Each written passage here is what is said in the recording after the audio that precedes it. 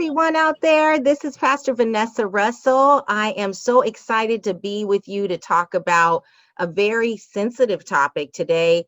I'm actually coming to you as the founder and executive director of an organization called Love Never Fails that deals with the issue of human trafficking. And today we're going to be doing a educational piece for you about human trafficking for you all the youth in Central Pacific District. And as a pastor in Central Pacific District with my husband, Pastor Timothy Russell in Hayward, we're so grateful to be a part of this family that is prioritizing this time where we're going to learn about human trafficking and how you can protect yourself from some of the recruiting tactics and some of the dangers that are online, and also how you can support people in your community that may be impacted by human trafficking. And also with me, I have a very special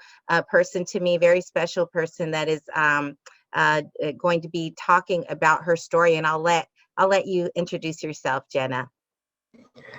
Hi, my name is Jenna McKay, and I'm a survivor of human trafficking, which I'll share a little bit with you later.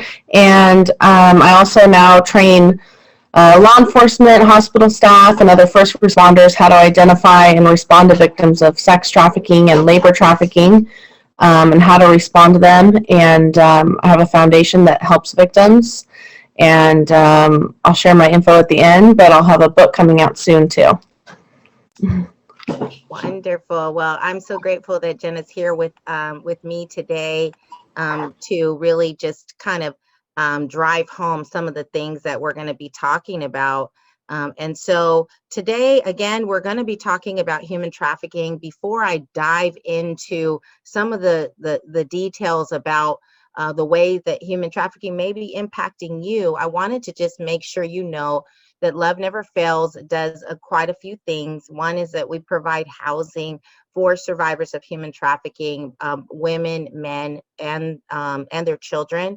We provide also, we help find missing women and children, and we've actually searched for men as well. We've never found a man that was missing, but we found over 100 women, men, and children, or women and children rather.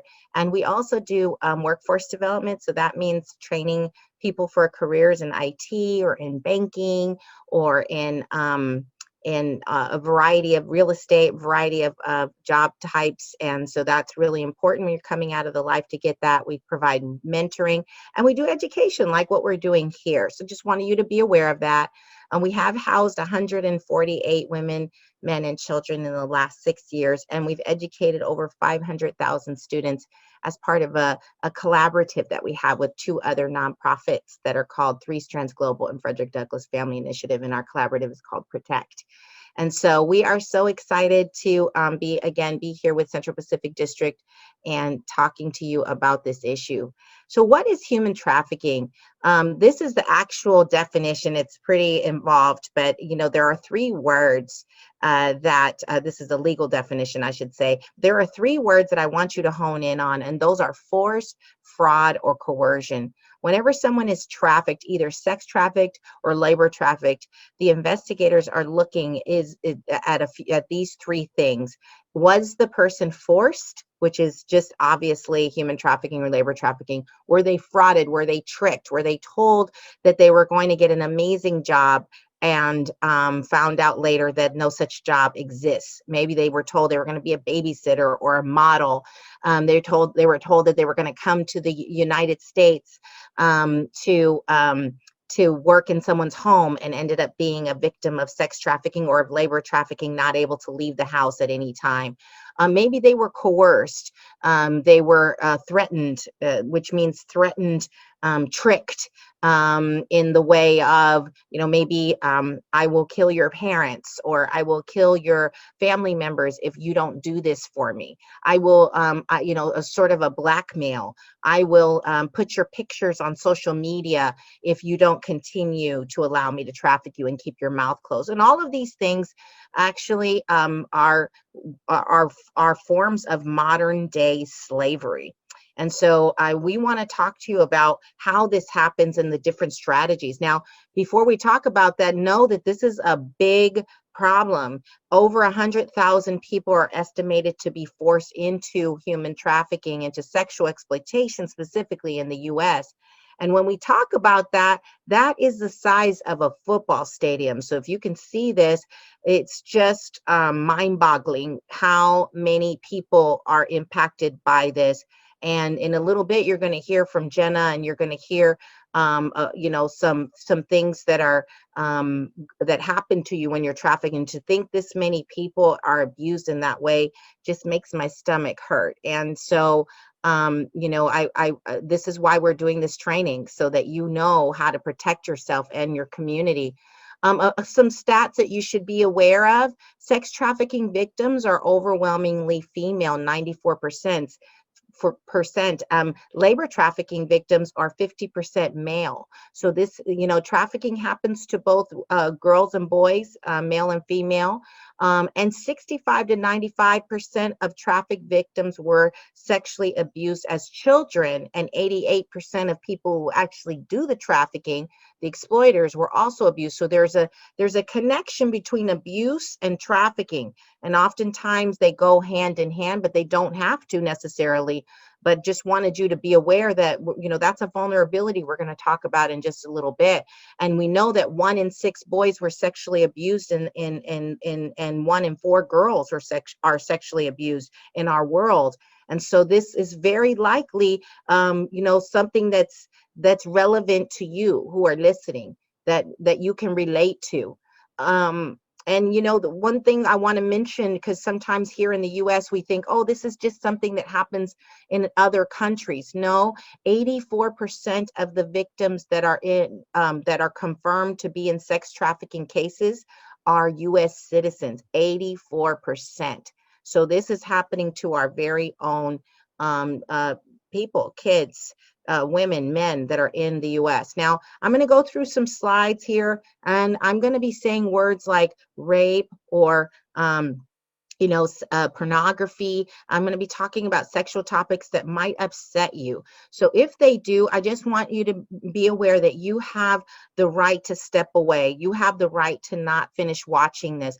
You have the right to make sure you feel safe and you feel comfortable.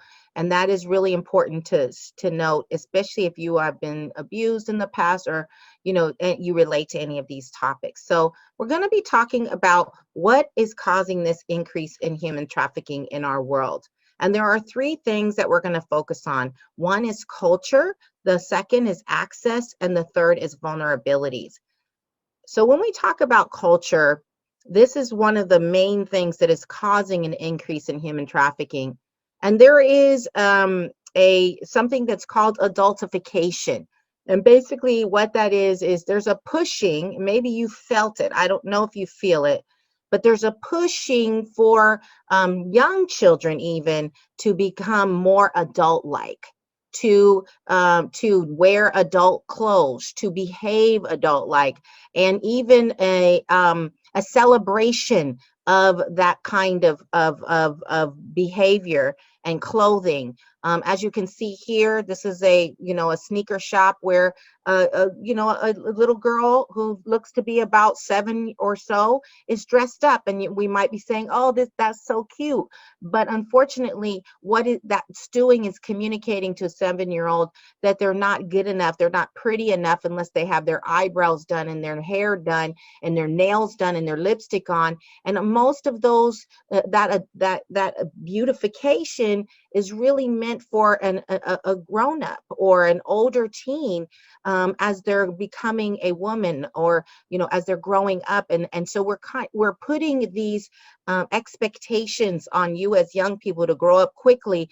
And unfortunately, oftentimes it's at a cost, because you may not know that this is a form of grooming that is getting you ready for, to be engaged by somebody in a way that you may not even be ready for.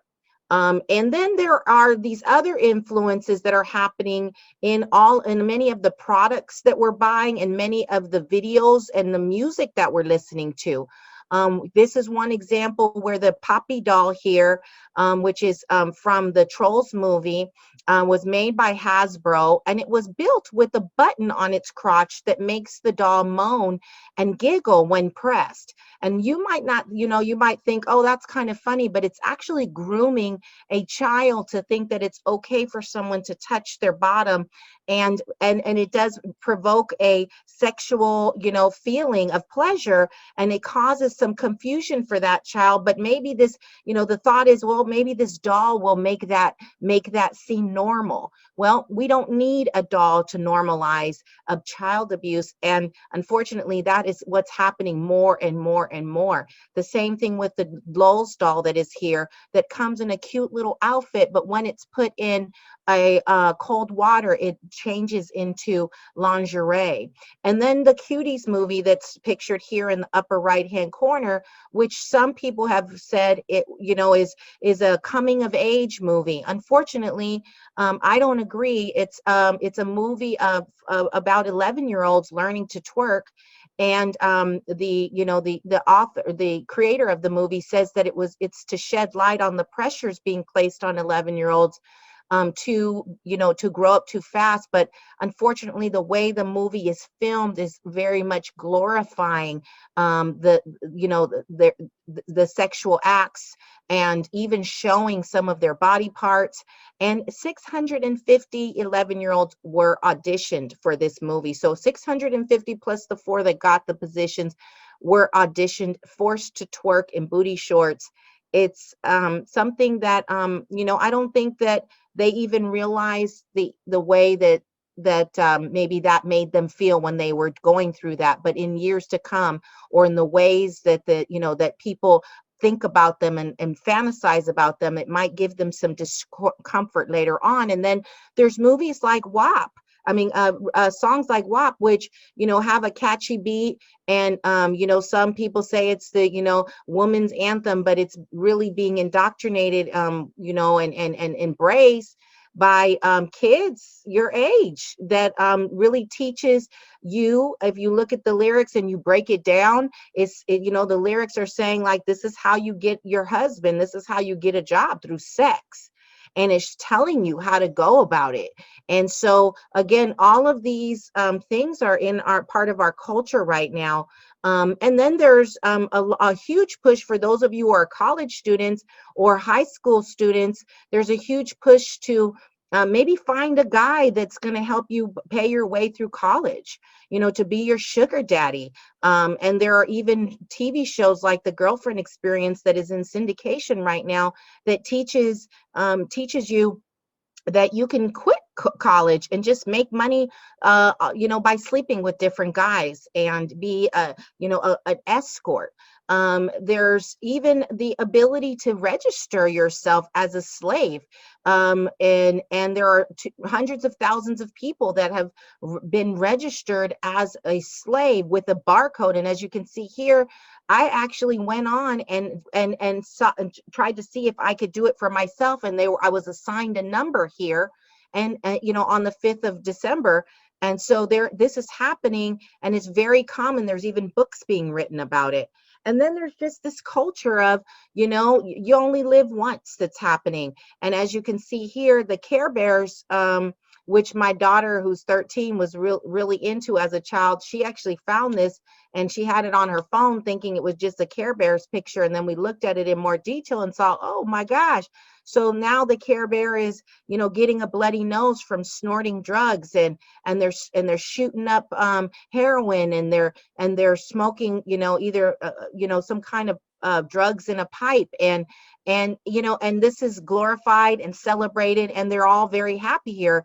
But they're not, this is such a mischaracterization. It's such a lie that's on this shirt, because all of the things that these bears are doing, they're not going to bring them happiness. They're not going to bring them joy, and they're certainly not going to keep them safe. Okay, so then the second pillar of, why is this happening is, access, right? So think about everybody who's listening right now. Do you have a cell phone? I'm pretty sure you do. 5 billion people in the world have access to the internet. 7 billion people exist in the world. So only 2 billion haven't yet received their phones, and 50% of 12-year-olds have a smartphone. So I'm pretty sure everybody here has a phone.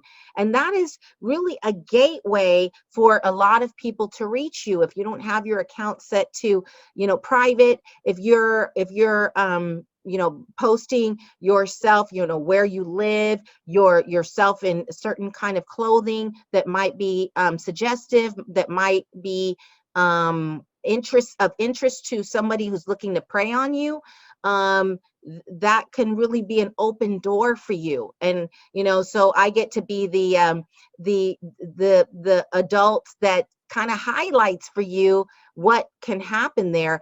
And we're going to talk about some of those risk factors in a second. But one of the things too with having a smartphone is your access to pornography. And we know that 85% of young men and 50% of young women are watching porn regularly. And one thing I want you to know about porn is people in porn are usually forced to be there. They didn't choose to be there, and many of them are children.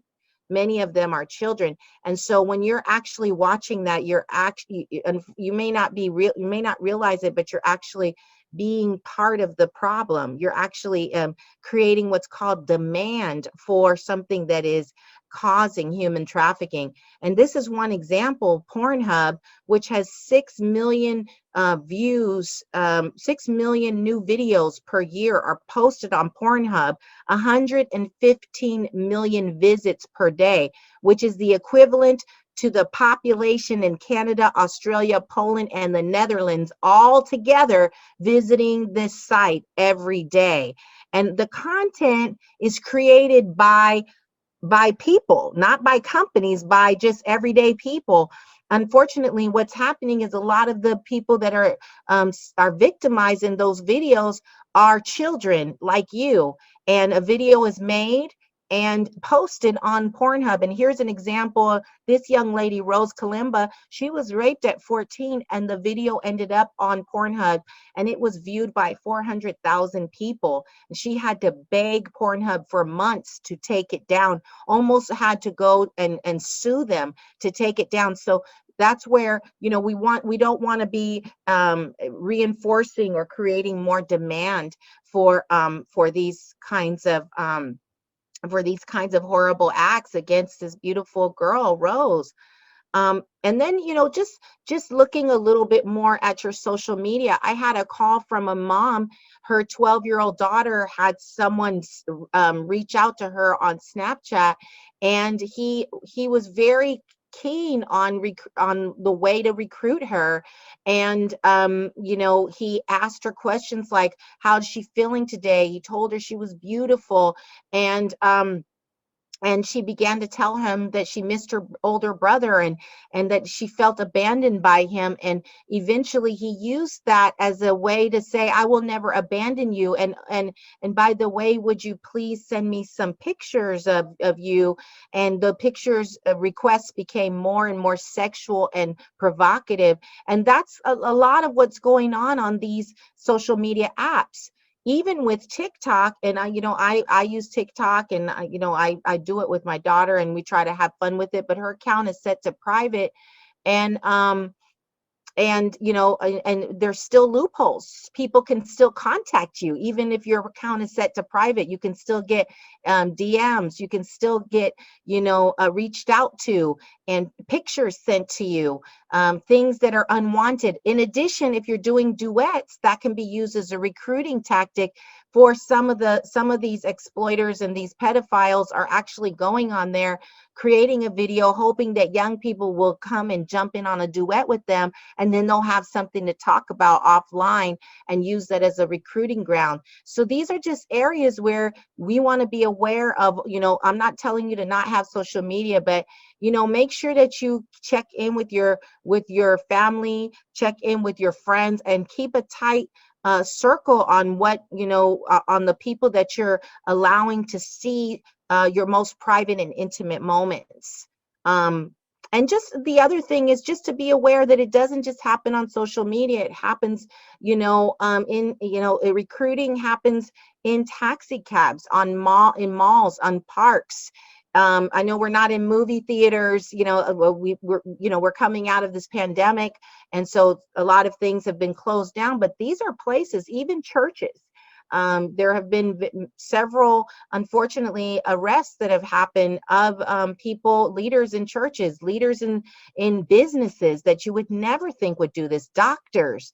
And so we just need to be very aware that, if you feel that somebody is strange or making you feel uncomfortable, listen to that. Listen to that and know that. Okay, so let's talk a little bit about our own vulnerability. That's the third thing that is causing an increase in human trafficking. And a lot of us right now are highly vulnerable. This pandemic has made a lot of us even more vulnerable. But there's some standard vulnerabilities, like you being young.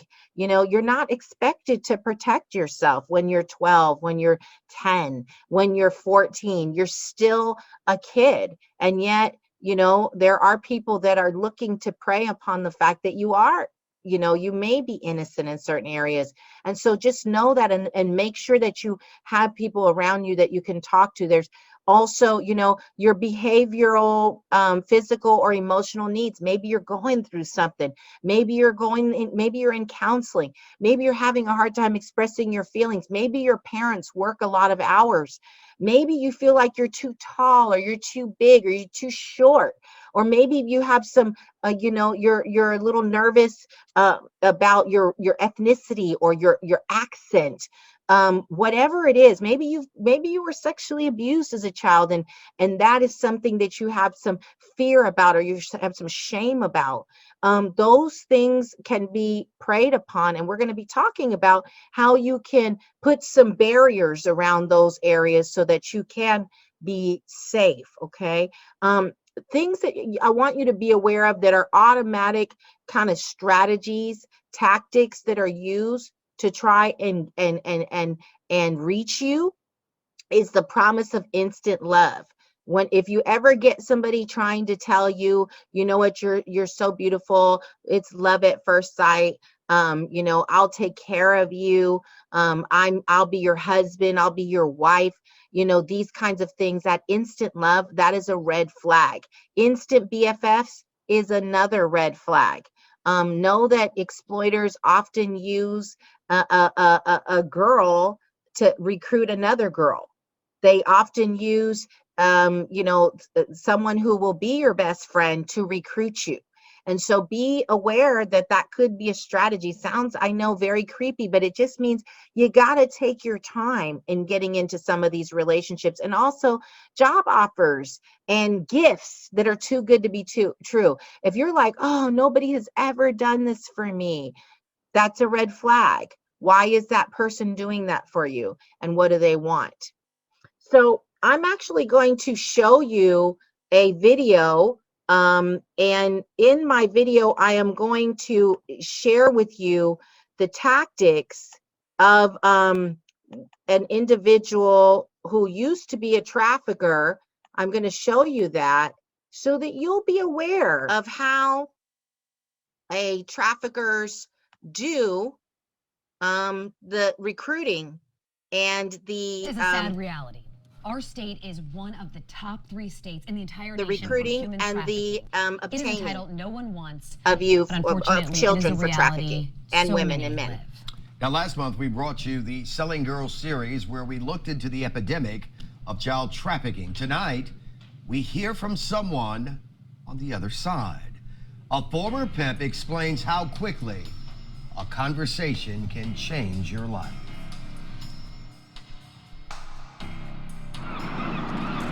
Man, they need to clean this place up.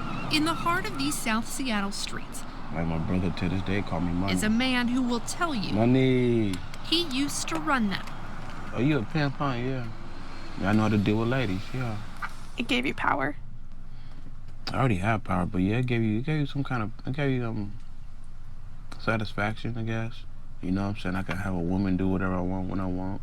Galen Harper will also tell you he left those 10+ years of pimping behind. I think about all the things that I know about that are trapping these kids.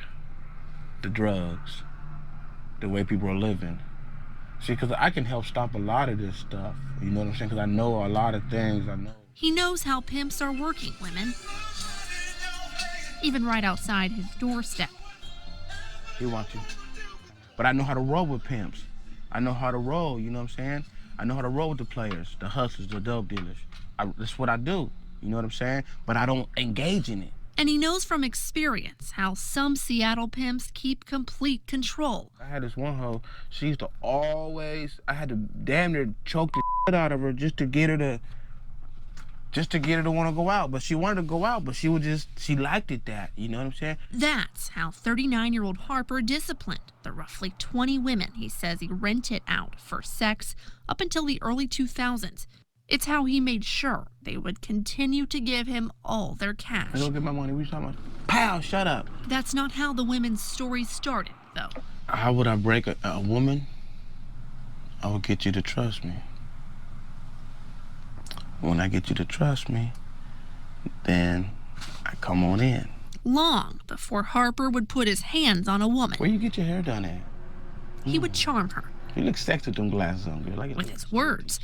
And I'm gonna work to sell you a story, to sell you a dream, to make you feel that that's the guy I want. Some pimps go to great lengths to manipulate their victims. Hoping to pimp a girl. Undercover Police Sergeant Jason Diaz says they work hard to hide it. Incredibly charming. I mean, they seem like every other person. They've got a strong charisma about them. They have a gift of gab about them. And they honestly believe that they can manipulate you as well. Harper didn't waste his time trying to manipulate confident women. So I look how she's walking. He looked for the vulnerable ones. That's how you know one way. The women who were missing something. You all right? Love, family, or something else he promised he could provide. Now she can get relaxed and talk about her feelings. Cause that's all she want. And if you give her a shoulder to lean on, she's gonna give you her heart. That bond between a victim and her pimp makes this undercover detective's job much harder. Because they don't see themselves as victims. Detective Maurice Washington has worked hundreds of local and national trafficking cases. This was actually one of the areas that He says many pimps recruit online, and they practice in populated places. So just the mere thing of being, let's say, at a bus stop and striking up a conversation with someone and seeing how far along can you get. Can you get to the point that you get a phone number? Can you get to the point that you get a date? Harper stayed in the game for the fancy life and the power. The sex and the money. All I do is smoke weed and chill, sit back and crack some other broads and chill with my partners. In 2004, the lifestyle wasn't worth the risk anymore. It hit me dead center under my Harper belly button. got shot. Bladder sits right there. He says he found God that day. I've been blessed to make it out with my life and all my limbs and my sanity with a second chance. A lot of people don't get a second chance. Only cars get brand new grills, not people. But in this life, Hey, you got 50 cents? second chances don't always come with a fresh start. I don't really remember the very last day that I was a pimp because, truth be told, pimping is always gonna be in me. Harper's talking about his swagger, Hey girl, how you doing? All right, hey. the charm he used before to do I wrong. have a gift of influence. I can fluctuate and sway. The difference today, he's using his words to come out of the dark. Let's just put it like And there you have it. A very direct look, a very clear look into the tactics that are used to recruit and to prey upon vulnerabilities. And so I just wanted to leave you with one last piece before we hear from Jenna. And this is, I think, very appropriate in that, oftentimes trafficking starts with an abusive relationship, a manipulative relationship. And so, in the case of Kelsey Skillen, she's an 18-year-old domestic violence victim, and she was actually beaten for 4 hours after refusing to get her boyfriend a cigarette. And these types of incidents are often the precursor to trafficking and other horrific circumstances. And so, Jenna, I think this is a good place for us to hear from you about your personal experiences, and certainly relevant to the students here. And so I'm going to hand off to you. Thank you, Jenna. Yeah, so I wasn't somebody that you would picture to become a victim of trafficking. I grew up in Southern California, a really great community. I went to a private Christian school since kindergarten. And at 12 years old, I was really involved in sports, volleyball in particular, and started playing club and travel and private lessons and weight training, all to prepare myself for a college volleyball scholarship. And then I met my trafficker in high school, and he wasn't already a trafficker. It's something he later learned. But going back to that domestic violence piece, when we started dating, there was domestic violence, and my education was really poor on these subjects. I never was educated on trafficking. That's why it's so important for you guys to be aware of this. But he wasn't hitting me, so I didn't think that I was a victim of domestic violence. It was emotional and sexual abuse. And he graduated a year before me, and my senior year, my parents were separating, and I really struggled with it. I felt very alone in it, and he really lured me out of high school, kind of with the promise, come live with me, and you can get your GED and work, and you don't have to deal with everything at home. And I took it. And when I dropped out of high school and threw away that scholarship, I didn't really think there was any going back. I didn't think that this is what I was choosing. And I didn't really hear from my coaches or my teachers, and that really kind of made me rebel more and lead me more to him. He was involved in a lot of criminal activity. I started to see that after I moved in with him. We got married, which made me feel even more stuck.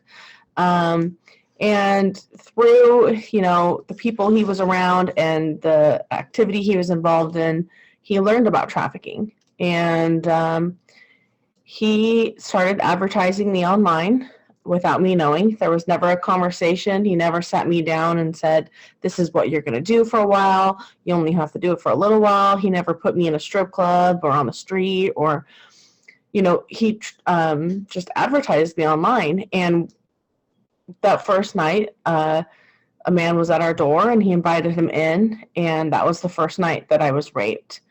And after it happened, I remember looking down the hallway to the front door, and the man that had just raped me handed my husband money. And I knew that I had just been raped, but I didn't understand, why was he handing him money? What does that mean? And so I, really froze. There's that fight, flight, or freeze when you experience that kind of trauma. And my psychological and my physical response was to freeze. And I wanted to do things like leave and run. This is where a lot of people put themselves in your shoes and go, well, I would have ran. Why didn't you run? I wanted to call home. I wanted to call 911 even. By this point, though, my trafficker had done such a good job at separating me from my support system. So even though the apartment that we're in was 15 minutes from home, 15 minutes from my family, he already had separated me in other ways. And by this point, I had been arrested. By this point, my trafficker had gotten a restraining order against my dad. So I didn't feel like I could go home. I didn't feel like the police would help me. And I felt very stuck. And this went on, for the course of a year. And there was a halfway point where my trafficker opened the front door to the apartment, and he said, leave. If you want to go, why don't you just leave? And I started to walk out the front door, and then I stopped and I went, where? And he knew what he was doing, because he knew that I didn't think that I had any place to go. I didn't know what my options were. I didn't know what I could do with my life. What happens to me now that I've experienced all this? But eventually I did get away. And when I got away from my trafficker, it wasn't like everything was all better. Now I was struggling with post-traumatic stress disorder. I, went to the urgent care and I was 100 pounds. My hair was falling out in clumps. My trafficker branded me, which traffickers do to take ownership of their victims, put a tattoo on me against my will. And I, had just experienced trafficking and major traumas. And to try to move on, I tried to go to school. I got different jobs, but it was really hard for me to move on from all of this. And it wasn't until 6 years later. So I kind of thought after my doctor's appointment and nobody recognized that I was a victim, nobody identified me and responded to me. I thought I could keep it a secret my whole life. I just like, well, I guess I'll just move on and never tell anybody. And I really thought I could do that. And then it was 6 years later, after being trafficked. And by this point, I was remarried. I had a son. I was a military wife. I was living in Virginia on the Marine base there. And, was happy. And, I was still experiencing PTSD, but I had created a new life for myself. And I had a routine checkup, and the doctor finally, was the first doctor to ask me if I had ever been sexually abused. And she did recognize those signs. And it kind of triggered me of, how does she know? I went to the doctor right after I got away, and looking the way I did, nobody asked me anything. And here I am, happy and healthy, and you would never guess that something like that happened to me. And she could see that there were still signs that I had been abused and raped. And I didn't come out with it right away and reach out for help, but what it did was lead me to, a breakdown, and I did reach out for help. And I ended up going to a hospital and receiving the care, and finally telling my truth and telling my story, and learning that what I had survived was trafficking, and learning that what I was experiencing was PTSD. And, that was 14 years ago that I was trafficked, and it's been quite the journey. I've learned to heal. I've learned to forgive. I've learned to now do this work that I do. But it all could have happened so much sooner if my community identified me when I was being trafficked, and those 6 years after. I really suffered those 6 years in silence. And that's why it's so important for us to be educated on trafficking and learn, not just about trafficking, but also, how predators and how traffickers groom victims, how they will befriend you, how they will pretend to be your boyfriend. Mine was my boyfriend and then my husband, and how they operate and how they manipulate you, so that you can be aware of those red flags. Had I been educated, I would have seen all those red flags and knew that something bad was about to happen to me. And we can watch for those in our communities. So.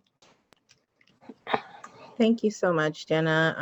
I'm so grateful for you and your courage, and that you're I know it's a work in progress.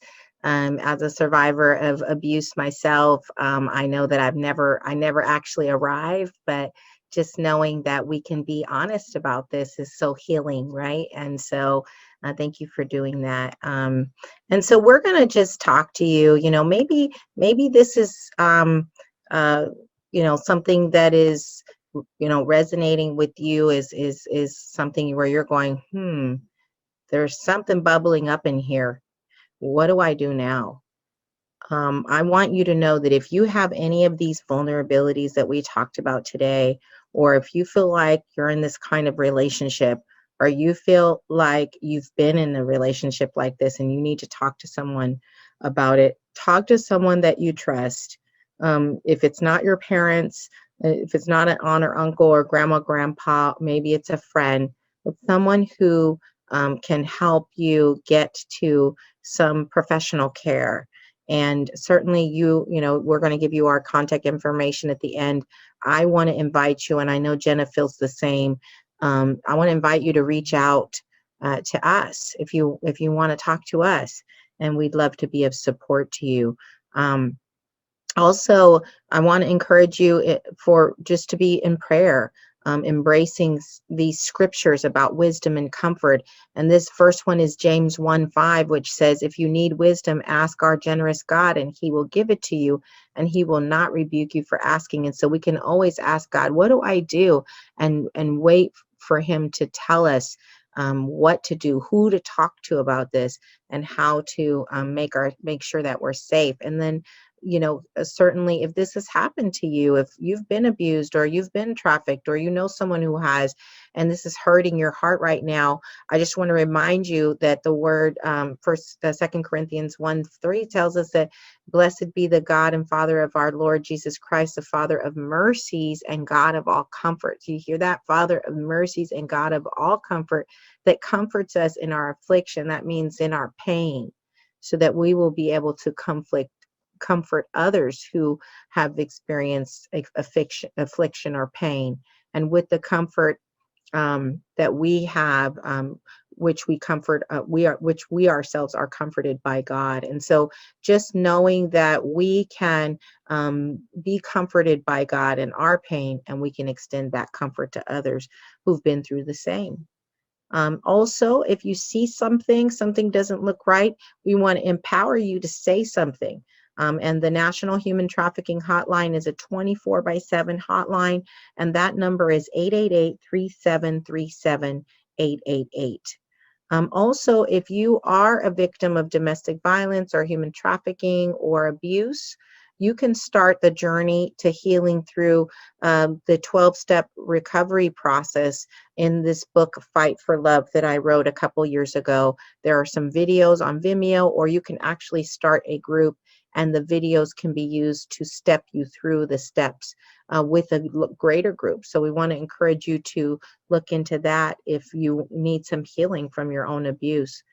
Also would, like to ask you to partner with us to serve the survivors and the community members that we are looking after in our houses, the people that are taking our IT classes and so on. And we just opened up a youth art house in August of this past year, and also a men's 18 or 16 to 24-year-old, 18 to 24-year-old home and family home in November. And so these are two homes that we could definitely use your support with. And one of the ways you can support us is by becoming a Love Never Fails member. There are membership levels starting at, I think it's $10 a month. And so our Lighthouse membership is $10 a month, which just helps us keep the light on. So you can, put your smartphone, your camera on top of this QR code, and you can sign up to be a member today. We definitely would appreciate that. And then support Jenna, her foundation. Jenna, would you share a little bit about what you're doing at this time? Yeah, so I'm always available to speak and share, my full story, and then I also provide, those trainings that I was sharing, and really I can, there's different ones, and some are for really anybody in the community, not just for first responders. And then our foundation, a big part of what we do is, long-term mentorship, helping survivors get back in school and get employment, and if they have children, the resources that help with that, and horse therapy. And so you can go to jennamckay.com and read more, and there's option to donate as well. Wonderful. All right. And then finally, I want to just make sure this is a video that I want to share with you that basically just reminds us of a very important topic, or a very important thing that we want to express to you about trafficked victims, is that victims do not choose to be trafficked. When they grow up, they don't say, when they're children or 12 or 14, they don't say, this is the way I want to, live my life. This isn't my career of choice. Usually there is a circumstance that gets them there. And so just want to encourage you to just have a tender heart towards one another. If anyone among you is suffering or has been abused or has been trafficked, just to always remember to that's you know, that's not something that that person has chosen, and that at this time what they need from you is your love and your support and your prayers. And that is what we have for you today. We hope that this has been a good time of learning more about what what we about human trafficking, and what we hope that you will apply in terms of protecting yourself, protecting your community, and certainly loving one another, reaching out to one another, and being supportive to one another. And so thank you so much. Thank you to all of the Central Pacific District for inviting us today to be with you, and God bless.